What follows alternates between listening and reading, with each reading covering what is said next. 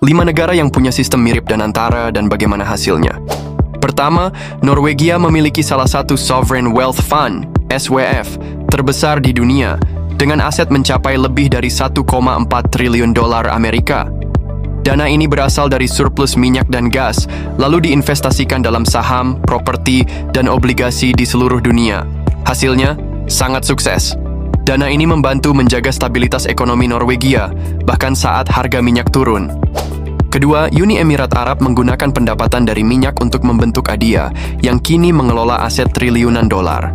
Keberhasilannya sangat besar, karena mereka berinvestasi dalam berbagai sektor seperti real estate, infrastruktur, hingga teknologi di berbagai negara.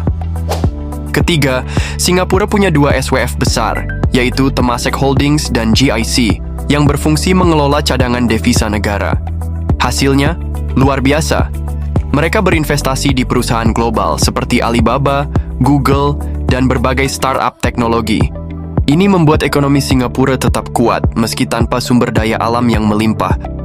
Keempat, Arab Saudi mengembangkan PIF untuk mendiversifikasi ekonomi dari ketergantungan minyak. Dana ini digunakan untuk membangun proyek raksasa seperti NEOM, kota futuristik, dan investasi global lainnya. Sukses masih dalam proses. Beberapa proyek ambisius berjalan baik, tapi ada juga yang menghadapi tantangan besar. Kelima, China membentuk CIC untuk mengelola cadangan devisa raksasa mereka. Strateginya, mengakuisisi saham di berbagai perusahaan global, termasuk sektor teknologi dan infrastruktur. Berhasil? Ya, tapi juga penuh kontroversi, karena beberapa negara khawatir dengan pengaruh China dalam investasi strategis mereka.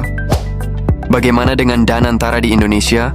Apakah bisa mengikuti jejak negara-negara sukses ini, atau justru menghadapi tantangan yang sama? Tulis pendapatmu di kolom komentar.